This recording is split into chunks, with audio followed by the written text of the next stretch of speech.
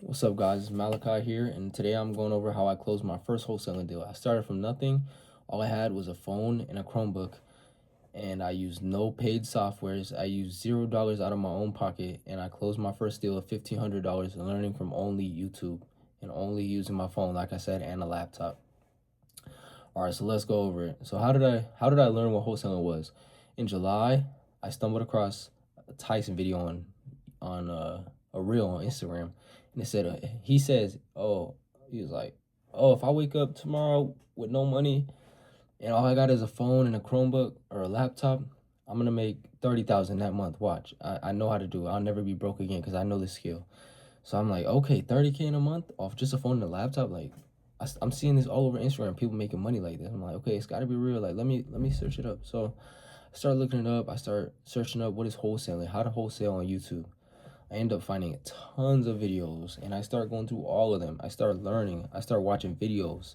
Eventually, I stumble upon a free course from Zach, and I take the whole free course, all of it. And by the end of that, I'm feeling real confident. And also, I watched the whole course on YouTube from Tyson Smith. And so after this, I'm feeling real confident, right? I go buy a Chromebook from the store. I go buy headphones that have, let's see, go buy these headphones, which I have still actually never used. See how they look when I put them on.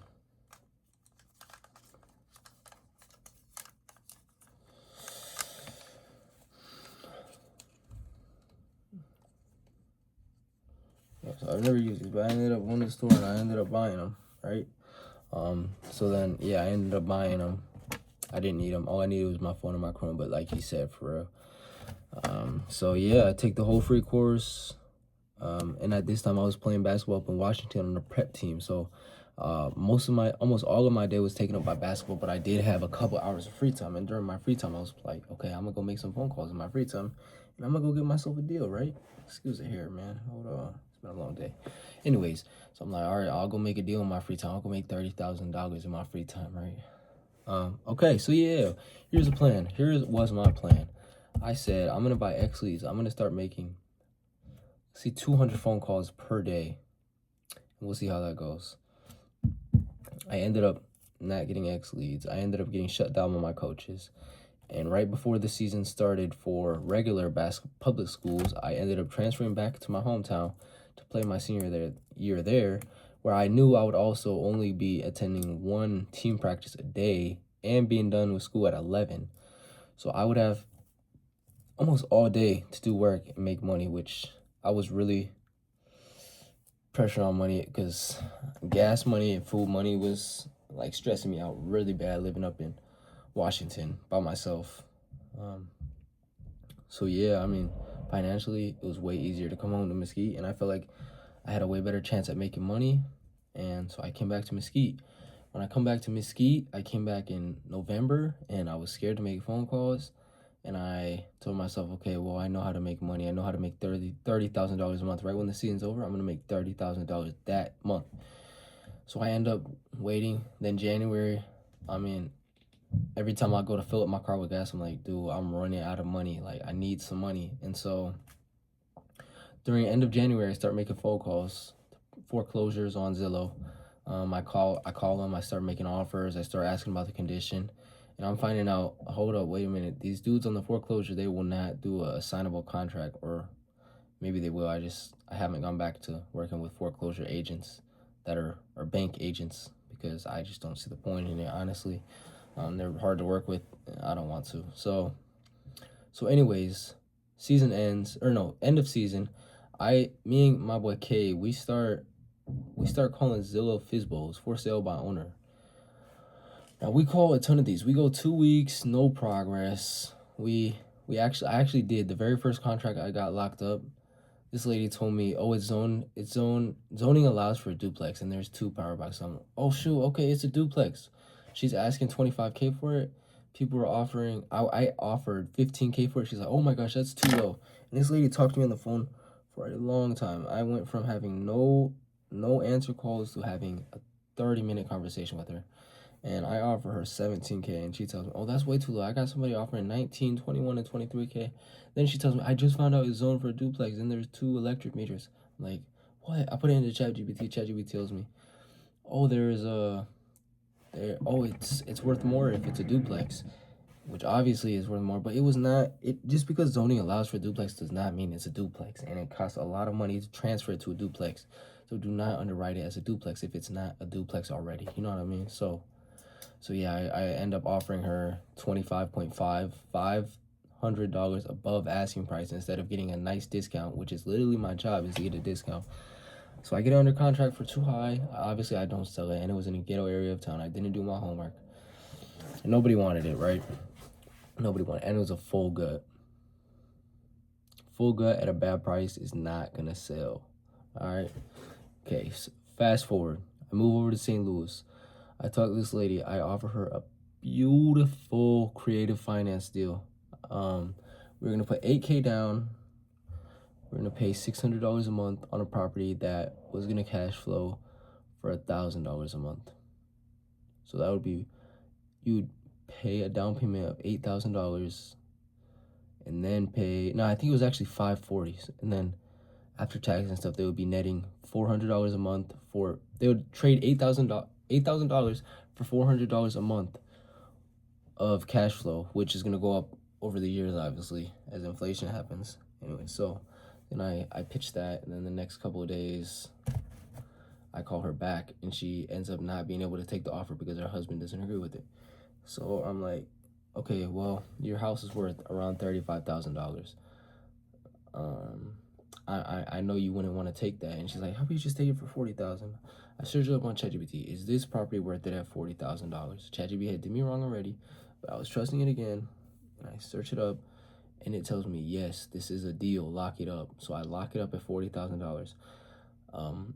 I send it to a bunch of investors. I'm not sure if they're even investors. It's people that were commenting on Facebook groups as investors. And I text them all the details. I call them. I text them. And then eventually 3 days later, I'm having dudes that are serious. This one dude, I have the under contract at $40,000. He offers $32,000. I'm like, I said, I appreciate you for looking at it, and I didn't text him back. 3 days later, he comes back to me, and he's like, hey, let's do it. I'll walk through the property. And he walks through the property, and then he comes back and offers me $35,000. I'm like, are we serious right now? And I was originally asking for 45. I came down to 43 for him. I'm like, 42.5 is the lowest I'm willing to go on this property. And he tells me, he's like, oh, let's just do it at 35 and let's get this done with. I'm like, 42.5 is the lowest I'm really wanting to go. He's like, how about I come up to 40 and we'll make this, and we'll 40 an even number, and let's get this done. And I'm like, oh my gosh, like maybe I'll go a little lower. If he's getting more serious, I'll go a little lower. I have no spread already though, right? So I go down to 42. I'm like, okay, the lowest I can go is $42,000. If you take this for $42,000, I'll get it all sent over to you today, and this is yours, man. It brings in $1,000 a month. I tell him why he should get it, which is important. You need to know why an investor should get it at this price, why you have a deal. So I tell him why it's a deal. It's bringing in $1,000 a month. It needs a good cleaning, maybe a paint job, and that's it. $5,000 max of rehab, and it's worth, $60,000. Or honestly, it's worth like around, I don't know, fully refurbished, it was around 90, maybe 80K. I'm not sure. I'm not even that good at the numbers. The cash flow is good on this property. And so I'm telling him what I know I got, and he ends up saying 40K is a deal. I'm like, okay, man, my final offer is 41.5K. And glory to God, he said yes. And so I sent the contract over to him, and about 15 days later, I made $1,500. And that was the first deal I ever made.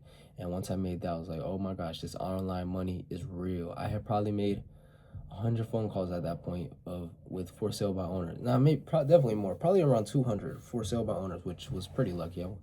Anyways, I made about 200 phone calls, and I ended up making $1,500, learning everything from YouTube and just working hard, watching videos, trying to educate myself. I made $1,500.